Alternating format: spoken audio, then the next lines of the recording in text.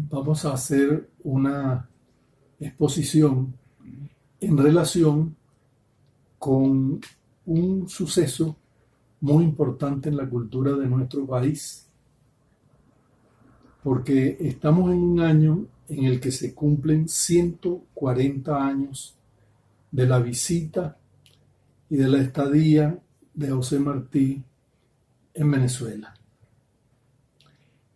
No solamente de su presencia en nuestro país, sino también de dos elementos muy importantes de su producción escrita en Venezuela.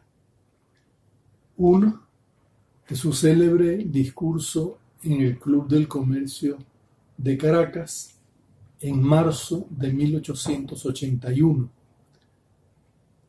El otro suceso, la publicación de los 2 números que se editaron de la revista venezolana fundada por Martí en Caracas. Esta actividad la ha promovido la Universidad Bolivariana de Venezuela, a la que yo le agradezco la invitación para esta ocasión. Y especialmente agradezco al Núcleo Académico de Investigaciones y Pedagogía Militante Luis Bigot, que en otras oportunidades también he acompañado. El tema que vamos a tratar hoy es Martí y la educación para la vida, de los maestros ambulantes a los educadores populares. Martí vino a Venezuela en un momento en el que, en conjunto en América Latina, avanzaba un proceso de institucionalización republicana.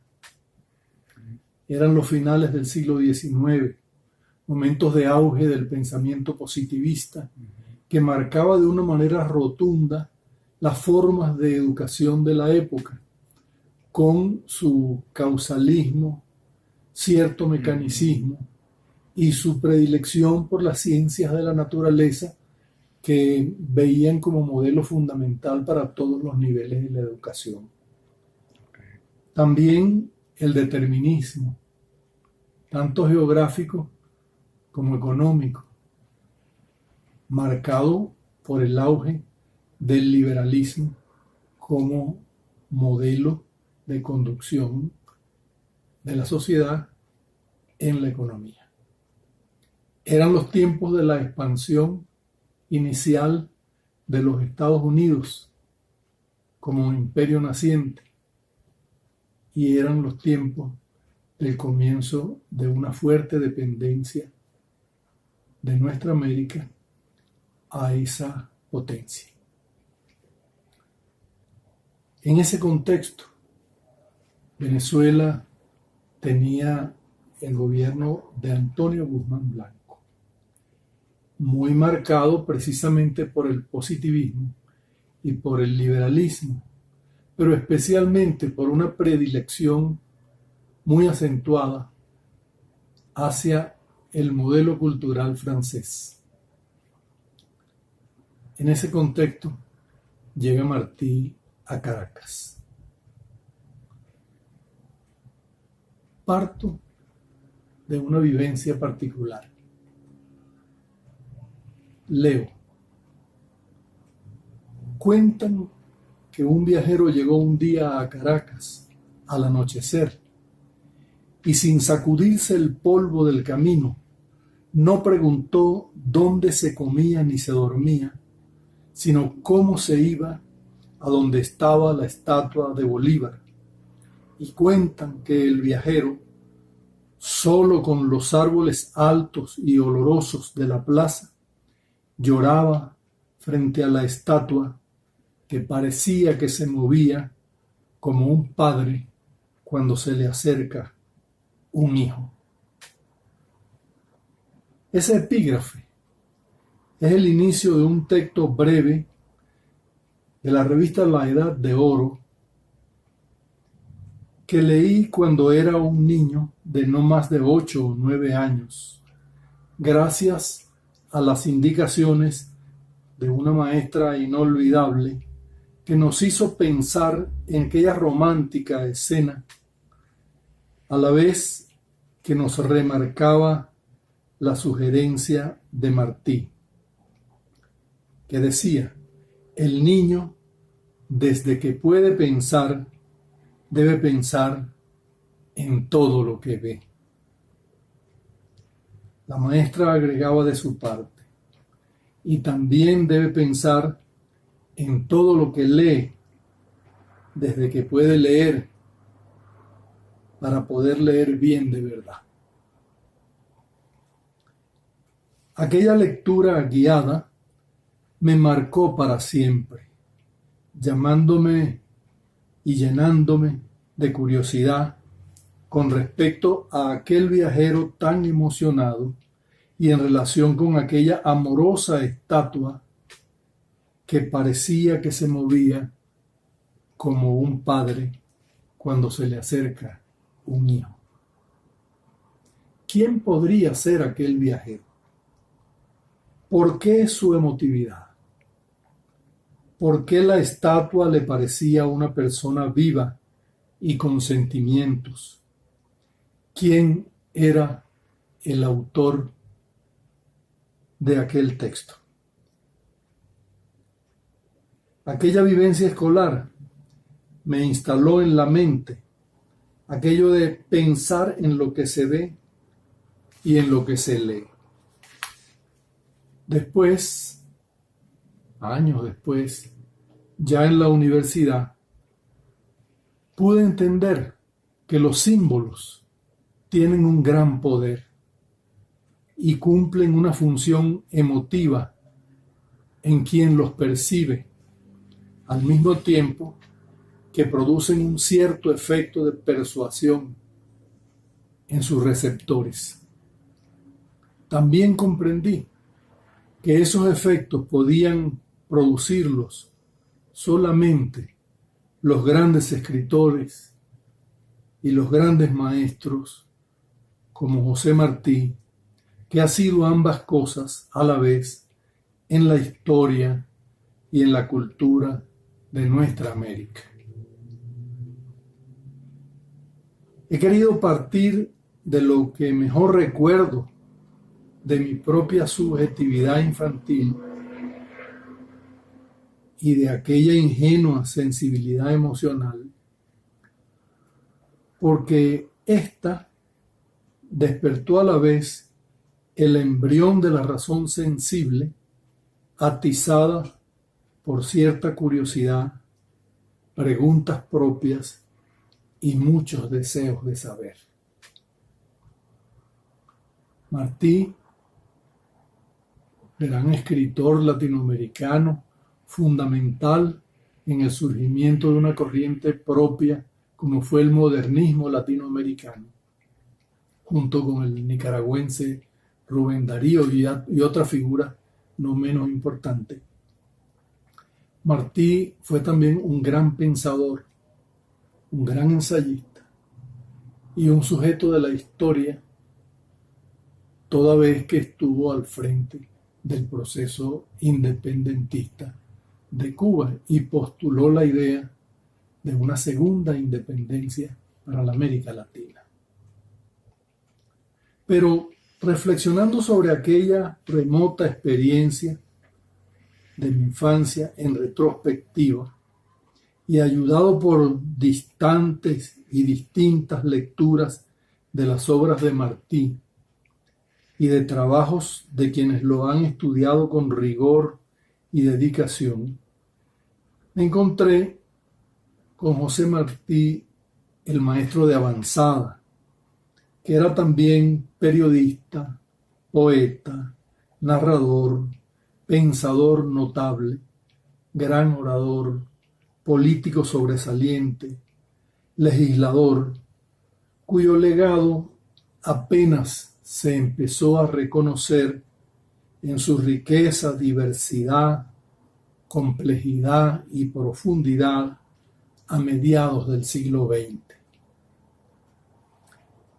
Martí dejó una obra abundante y diversa en la que no llegó a incorporar, a escribir un tratado sobre la educación, pero sí alcanzó a exponer sus ideas con respecto a la problemática educativa en Latinoamérica y en el Caribe, en el marco de las necesidades de esas regiones. Expuso sus demandas de una educación pertinente a nuestras propias y específicas realidades, la necesidad de nuevos métodos de enseñanza para formar ciudadanos conscientes y productivos ante sus propios contextos. Resaltó la importancia de crear una educación para formar sujetos sociales capaces de transformar las precarias circunstancias de vida de las repúblicas hispanoamericanas de su tiempo, urgidas entonces de una genuina, radical y profunda democratización educativa para todas y todos, sin distingos de género, de pertenencia étnica, de edades o condiciones físicas, dando prioridad a los más pobres, para quienes reclamaba mayor y mejor atención de las autoridades. O como lo decía en verso, con los pobres de la tierra quiero yo mi suerte echar. En un texto publicado en La América de Nueva York en 1883, escribió Martí: de todos los problemas que pasan hoy por capitales, solo lo es uno, y de tan tremendo modo que todo tiempo y celo fueran pocos para conjurarlo: la ignorancia de las clases que tienen de su lado la justicia. Esa ignorancia, encubierta por una falsa educación que Martí llamó meramente formal, que se da en las escuelas demasiado celebradas y en verdad estériles, sería objeto de constante crítica y de reflexiones y propuestas para el cambio que debía ser, según Martí, la obra segura e incontrastable de la paciencia inteligente. Quizá una primera idea fundamental de la educación como centro de la atención a una sociedad, y por otro lado, la idea de que la educación no es cosa de trámite y de operaciones contrarreloj. Es proceso, es dedicación y es esmero. La causa de aquellas escuelas estériles estaba en su funcionamiento meramente reproductivo de ideas y prácticas tomadas de otras experiencias, por lo general de otros países distantes y distintos, que convertían a las personas en simples autómatas a los que se les impedía y negaba el desarrollo de su propio pensamiento. Martí lo expresaría de este modo en sus palabras: por educación se ha venido entendiendo la mera instrucción, y por propagación de la cultura la imperfecta y morosa enseñanza de modos de leer y escribir. Esa falla teórica señalada por Martí, no asumida ni debatida, condenaba a la sociedad a repetir en la práctica los errores que harían permanentes sus injusticias y desatinos. Observado ese problema, había que concebir y elaborar, según su perspectiva, un concepto más completo de educación, que incorporase las nociones de realidad social,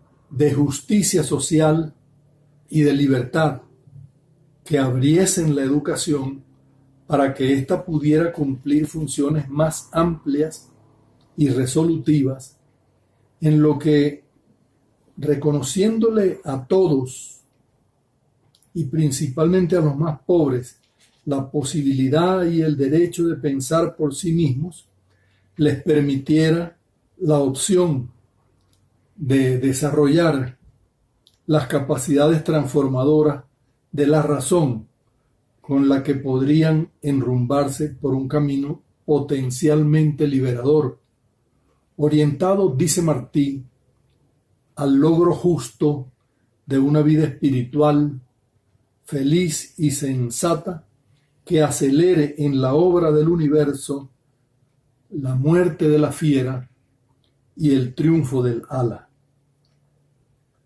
Ese lenguaje característico del poeta aparece allí para potenciar el sentido de este planteamiento. Todo ello fundamentado y apoyado por el conocimiento y el aprovechamiento riguroso y crítico del mismo, y especialmente del conocimiento de las ciencias sociales. En las perspectivas de Martí, tales cambios en la idea y en la práctica de la educación harían de ésta un instrumento útil para superar aquellos falsos derechos o derechos de convención fortalecidos por los siglos y acorazados por pechos que el amor al lujo y el desentendimiento criminal de los dolores ajenos petrifica.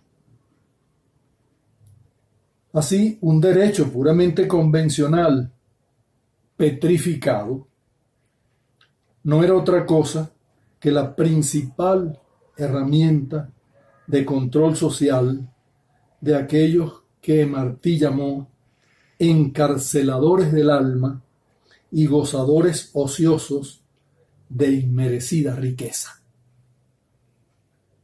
En otro segmento, acotaría Martí, la verdad, una vez despierta, no vuelve a dormirse, haciendo alusión a la potencialidad que tiene la educación para despertar la conciencia y afianzarla.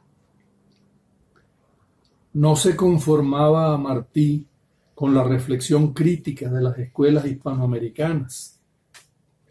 En una carta dirigida al director de la Nación de Buenos Aires de 1886, hace un agudo trabajo crítico sobre la educación norteamericana, comparándola con aspectos de la alemana y a veces con la de nuestros países latinoamericanos. Para Martí, la enseñanza es ante todo una obra de infinito amor, según sus palabras, y es esa la carencia principal en aquellas instituciones educativas del norte. Su crítica es demoledora ante la educación mecanicista, deshumanizada y desprovista de valores sustanciales para la vida. Escribe Martí, de raíz hay que volcar este sistema. Criticaba muy fuertemente a los maestros por educar solamente por cumplimiento de obligación y por tratar simplemente como presencias genéricas a sus estudiantes. Dice Martí, el remedio está en desenvolver a la vez la inteligencia del niño y sus cualidades de amor y pasión con la enseñanza ordenada y práctica de los elementos activos de la existencia en que ha de combatir y la manera de utilizarlos y moverlos.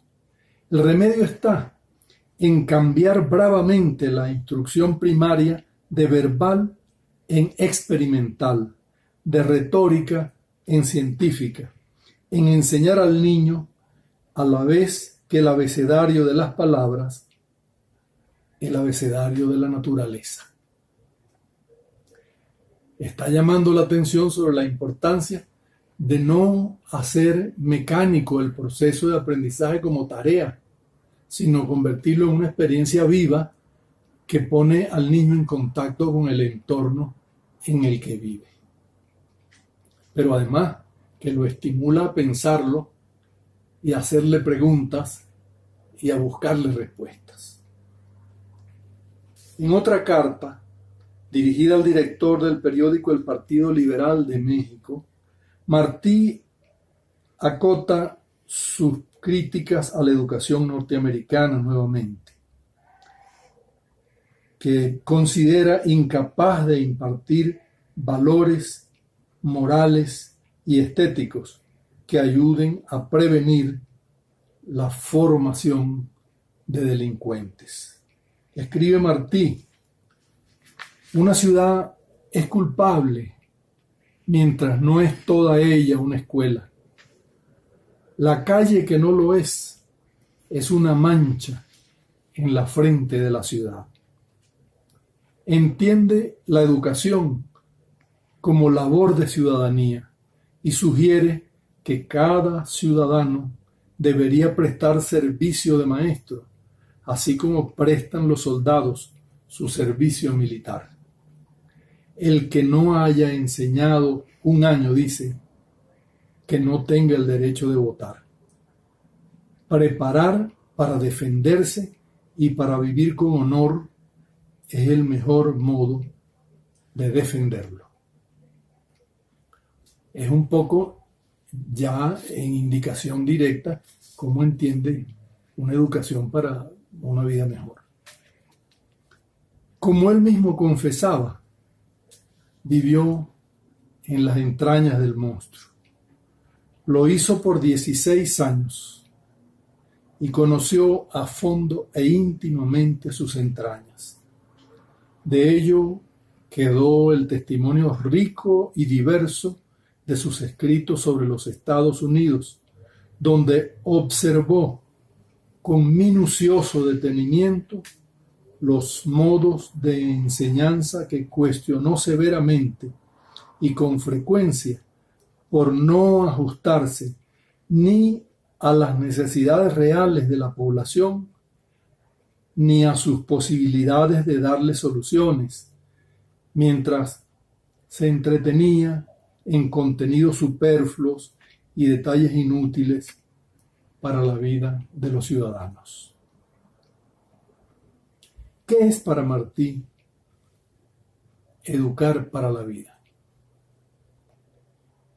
Es poner en relación la vivencia práctica cotidiana con la sensibilidad íntima de cada cual y con el conocimiento, pero en el sentido de formar con esos elementos puestos en contacto un maestro que estime como humanos, que estime como humanos en evolución y humanos con sentimientos y pensamientos a sus estudiantes, que pueda entender que son la arcilla que debe contribuir a modelar, modelándose a sí mismo.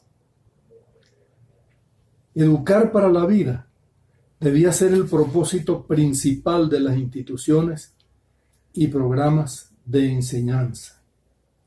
Allí debían estar el empeño y el impulso fundamentales de las políticas educativas, pues, dice Martí, la educación no es más que esto, la habilitación de los hombres para obtener con desahogo y honradez los medios de vida indispensables en el tiempo en que existen, sin rebajar por eso las aspiraciones delicadas, superiores y espirituales de la mejor parte del ser humano.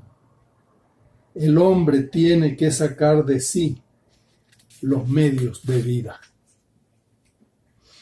Por eso, estimaba necesarias la educación para la agricultura, para la técnica, para las artes, música, poesía, escultura, pintura, y los oficios, que son los que tienen que ver con artesanías y técnicas. Pero también tenía que estar dispuesta esa educación para las ciencias que proveen elementos para lograr mejores condiciones de vida a la población. Extendía estas reflexiones también hasta nuestros países.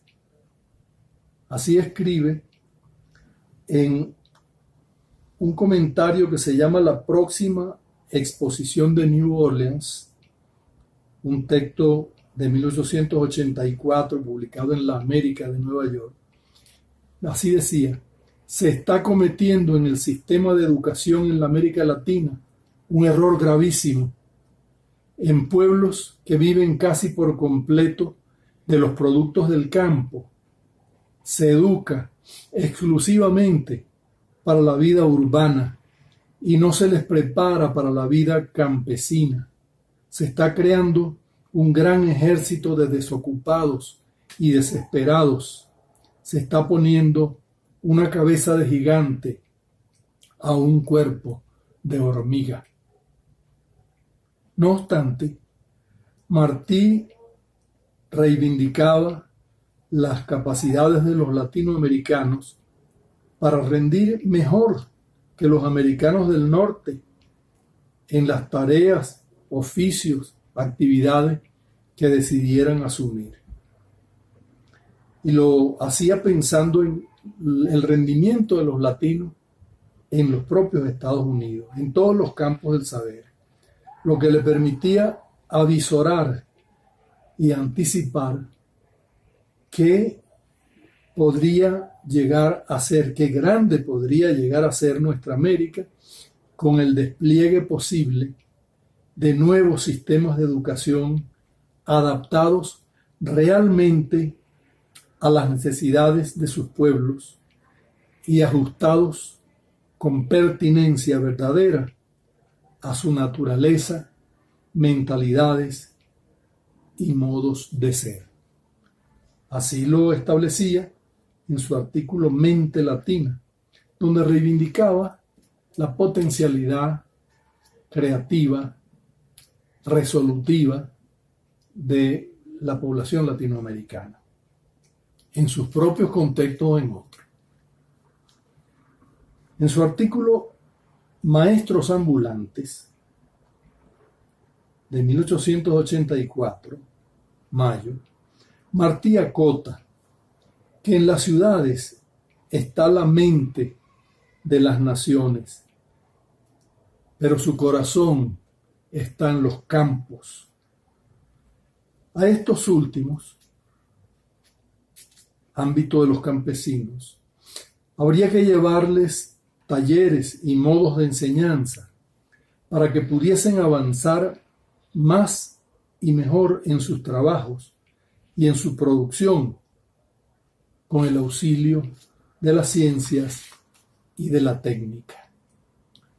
Aportarles ideas gérmenes, decía, podría abrirse así el apetito del saber, se daría el ímpetu, dice Martí. Es decir, sacar del marasmo a las poblaciones que habían sido acostumbradas a verse a sí mismos como sin derecho a la posibilidad de un desarrollo más tecnificado, más elaborado, más potenciado para lograr mejores resultados. Así, esos maestros que Martí menciona, los maestros ambulantes, serían conversadores, gente instruida que fuese respondiendo a las dudas o a las preguntas para apoyar e impulsar el mejoramiento del trabajo y su productividad. En suma, dice Martí, se necesita abrir una campaña de ternura y de ciencia y crear para ella un cuerpo que no existe de maestros misioneros. Dicho de otro modo, para una educación de nuevo tipo que atienda a una población que ha sido por lo general olvidada o segregada de los procesos sociales, Martí convoca también un nuevo maestro, unos maestros preparados para esa función, con una conciencia del trabajo que deben realizar y no solamente con un sentido rutinario de cumplimiento de tareas. Esa escuela ambulante de cursos cortos daría pie, muchos años después, a la que en Cuba revolucionaria se llamó la Escuela al Campo. Martí la entendía como no libresca, ni de falsas erudiciones, sino experimental, dialógica y fecunda para la vida. Entre sus juicios para la educación, que no publicó en su tiempo, pero que están recogidos en el tomo 19 de sus obras completas, se incluyen unas notas de lo que Martí llamó educación popular. De los maestros ambulantes se evolucionaba a una idea más amplia y abarcadora que él llama entonces la educación popular. La describe como educación para toda la población, para lograr que ésta sea bien educada. Reconoce allí el derecho de pobres y ricos a esa educación. La misma, si es de calidad, debe conjugar e integrar la instrucción del pensamiento y la educación de los sentimientos en armonía, lo cual hace posible un saber verdadero, pero auténtico y sobre todo ético, que eleva entonces el valor de quien lo posee. También lo dota de una dignidad ciudadana, incorpora la noción de una dignidad social para una nación. Un pueblo ignorante, dice, puede ser fácilmente engañado y es débil. Toda nación será infeliz en tanto que no eduque a todos sus hijos. En contrapartida, dice Martí, un pueblo instruido será siempre fuerte y libre. En consecuencia, estará siempre dispuesto y en plena capacidad para defender sus derechos, que debe conocer bien. Agrega entonces, el pueblo más feliz es el que tenga mejor educados a sus hijos, en la instrucción del pensamiento y en la dirección de los sentimientos. Un pueblo instruido ama el trabajo y sabe sacar provecho de él. Un pueblo virtuoso vivirá más feliz y más rico que otro lleno de vicios y se defenderá mejor de todo ataque. De modo que se convierte en un elemento protector de la sociedad toda. Es decir, en un desarrollo estratégico de vindicación de la propia sociedad. Martí, hasta donde hemos estado siguiéndole los pasos a sus ideas educativas, muy condensadamente, hace un planteamiento fundamentalmente teórico.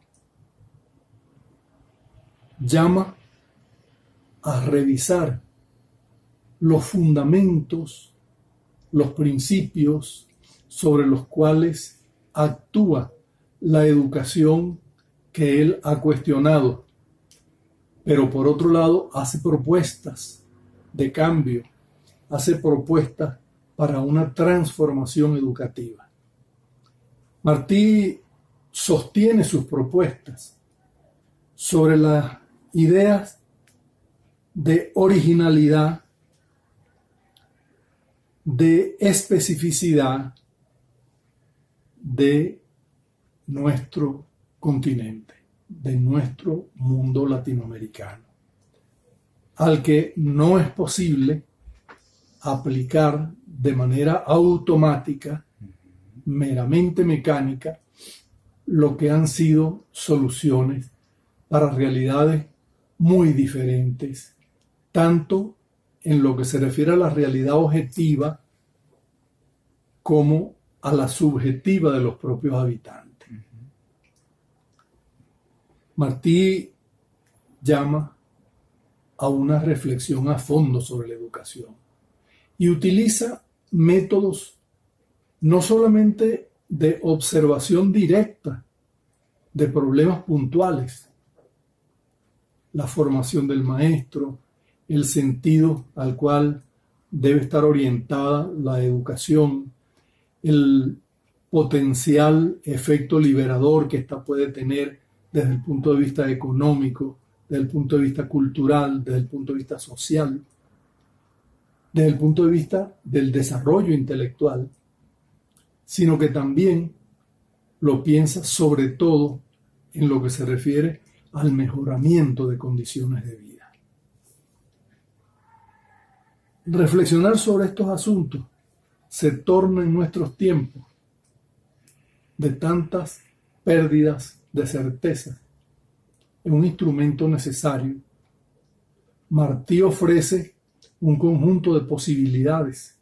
Yo he recogido algunas. Martí se refiere, por ejemplo, a la educación de género y reivindica el derecho de la población femenina a una educación en el mismo pie de igualdad y con sus especificidades también, para contribuir e integrarse en el desarrollo de la sociedad. Martí considera la educación de los sectores indígenas. Él fue un adelantado en ese aspecto.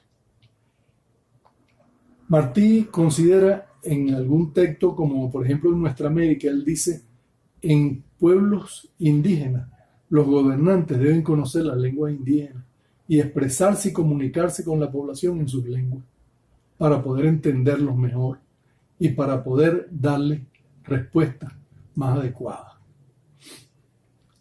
Pero Martí también piensa en que es necesario que quienes tienen discapacidades tengan también educación específica para ser incorporados con sus potencialidades en las dinámicas sociales.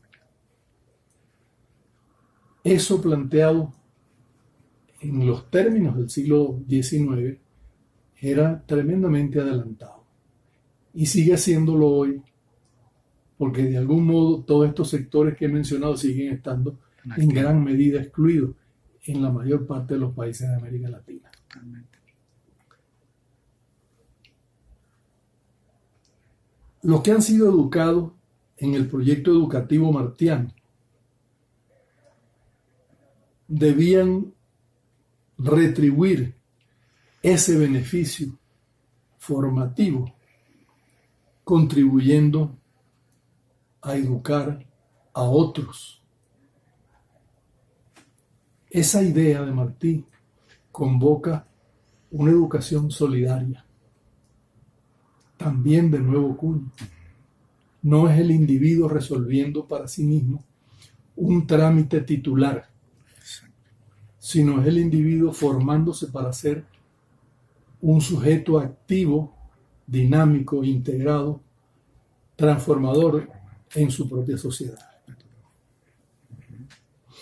Este Martí, que nos deja todo este conjunto de ideas, se detuvo en la importancia de la educación para la agricultura, la educación para la técnica, la educación para la ciencia, para incentivar la curiosidad en todos esos órdenes, pero también para el arte, para impulsar ese ariete fundamental que es la cultura gregaria, articuladora de todos los quehaceres humanos en pro de un colectivo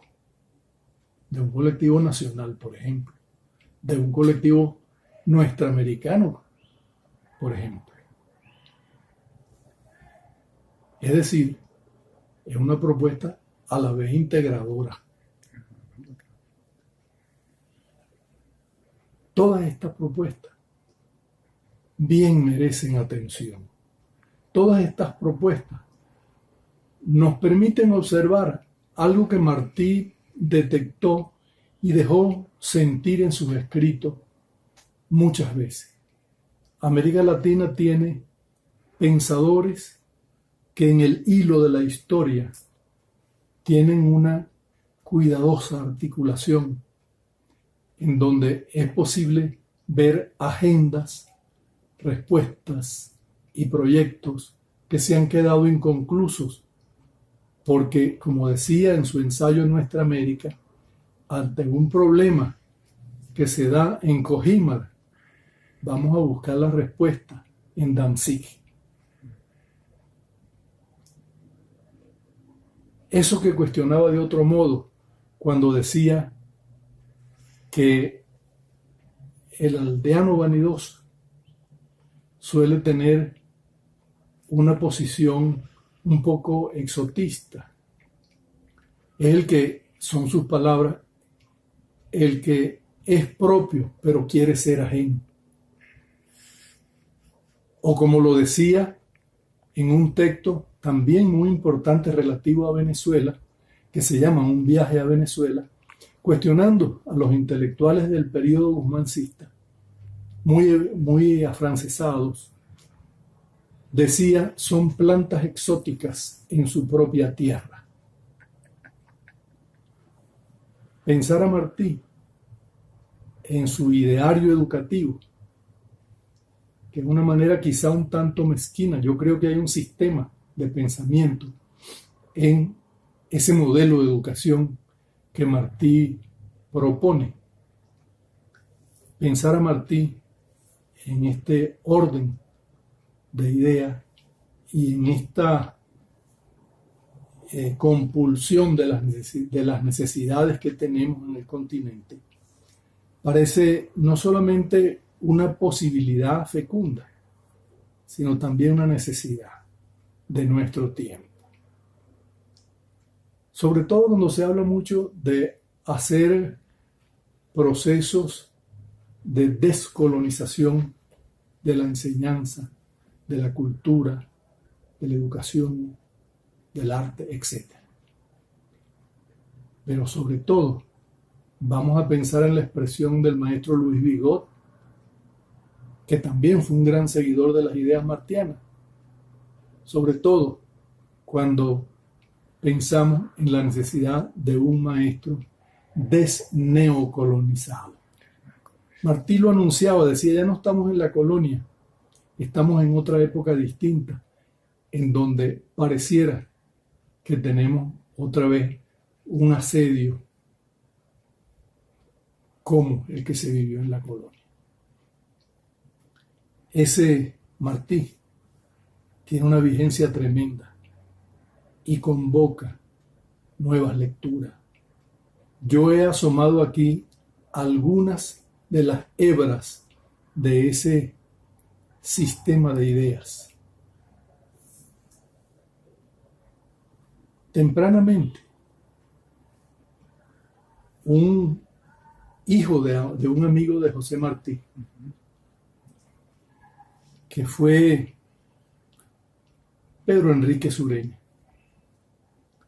dominicano, gran latinoamericanista, parte en dos el pensamiento latinoamericanista del siglo XX. Él, que fue uno de los primeros estudiosos de la obra y el legado de José Martí, escribió que al leerlo y comprenderlo, Martí se vuelve espejo y escudo. Me parece justa y hermosa esa calificación para reconocer la importancia y la significación del magisterio martiano. Magisterio sí. Martí fue profesor, lo fue en distintos lugares, lo fue en España cuando se fue a terminar, a realizar sus estudios universitarios allí, donde estudió tanto ciencia jurídica y se hizo abogado, como filosofía y letras.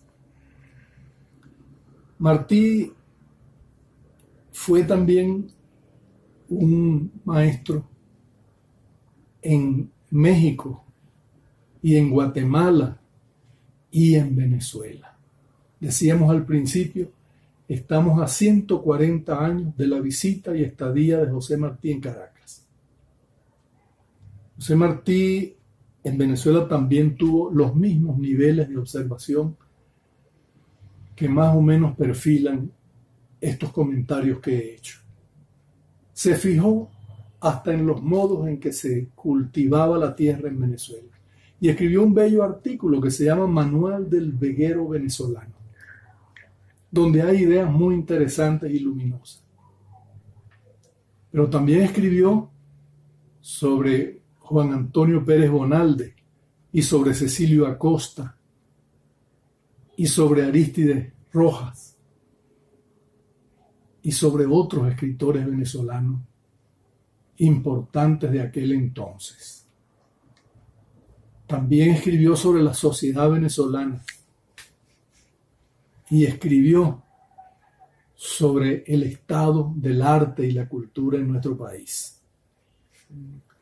Pero también, haciendo ese magisterio por escrito en la Opinión Nacional o en la revista venezolana que él fundó, también realizó labor docente en el aula. Y allí fue profesor de oratoria, muy respetado y aclamado. Hay un merideño que da cuenta de ello.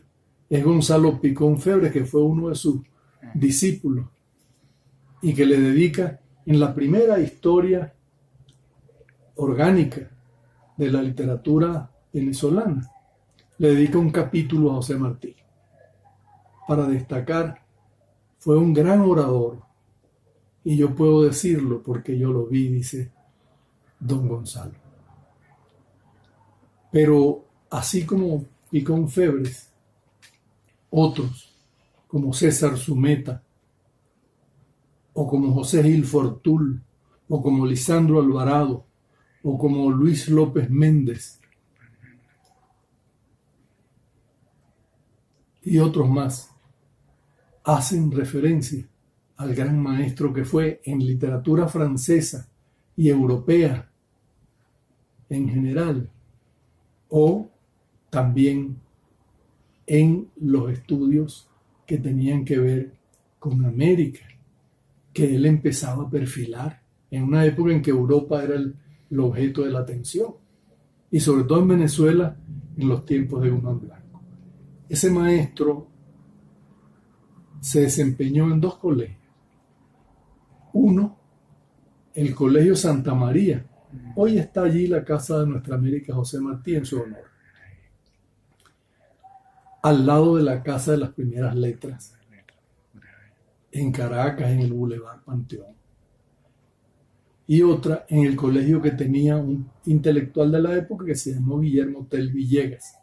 Ahí tuvo discípulos que marcaron fuertemente el siglo XX venezolano. Desde entonces a Martí se le estudia en Venezuela, se le lee en Venezuela. Casi todos los intelectuales de este país de algún modo se han detenido en un aspecto, en la biografía, en elementos generales de sus contribuciones a la cultura de América y de Venezuela, o han leído al poeta. Ese José Martí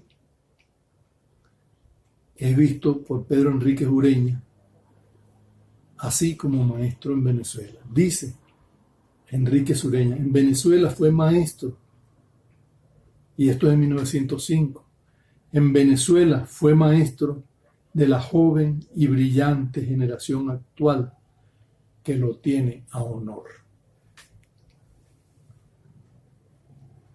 Y es mucho lo que legó Martí a nuestro país desde su visita y estadía en Caracas en 1881. Allí Martí también se quedó en la memoria. También dejó discípulos insignes. Pero ya terminamos. Y es mejor dejar eso, que es un tema muy amplio, para otra oportunidad. Muchas gracias.